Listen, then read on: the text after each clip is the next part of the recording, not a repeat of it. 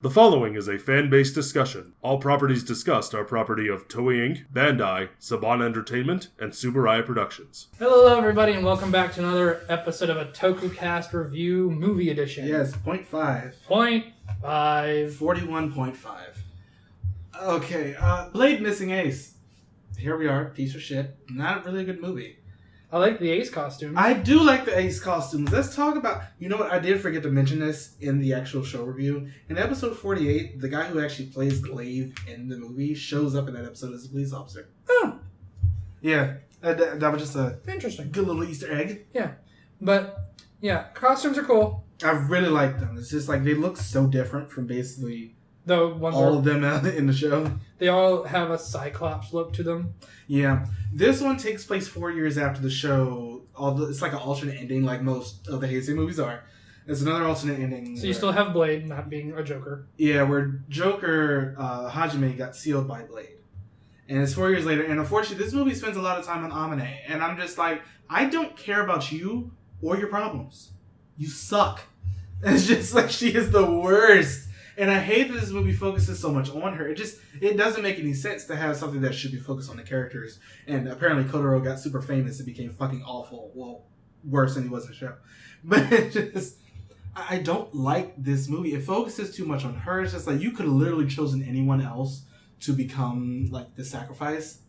But you, for some reason, chose her.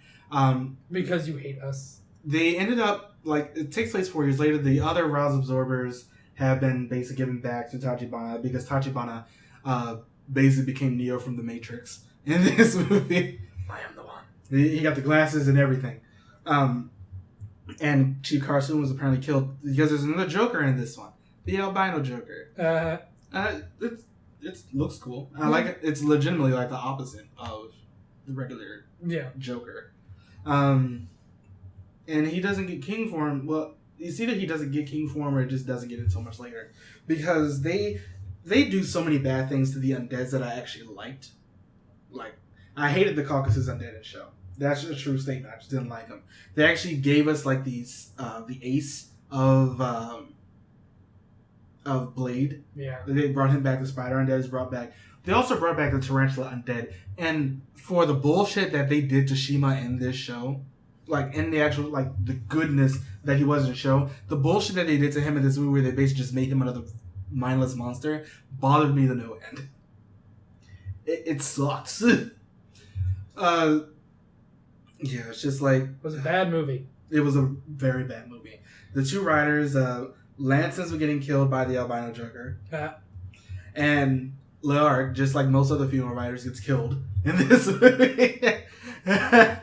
Just can't deal with it, can you? It's like this first part of this movie doesn't matter, and that makes it the worst part of it. Because then, like later on, they end up having to fight this giant monster that the albino Joker, like after he sacrificed that thing to something they never brought up in the show.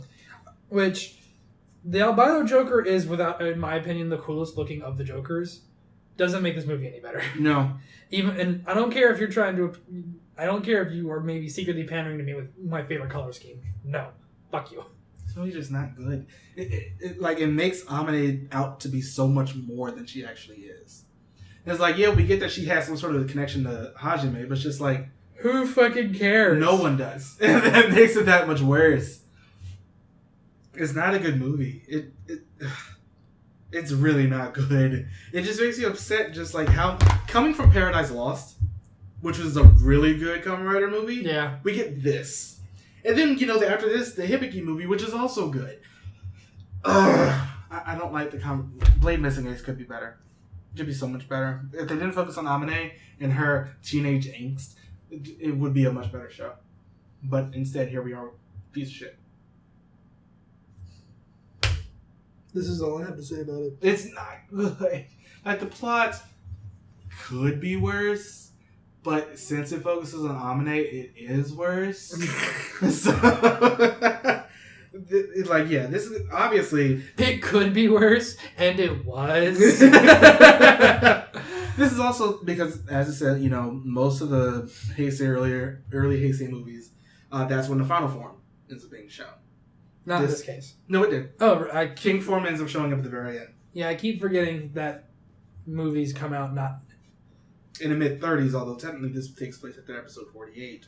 I was about to say, that would confuse the hell out of me. 47, sorry. This technically came out before the show was finished, but took place after the show was finished. And then Hajime gets unsealed and seals himself back up to save Amine, and I'm just like, could you not? Can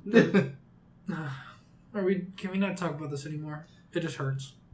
This movie's not good. It's not. Don't watch it. 2 out of 10. 2?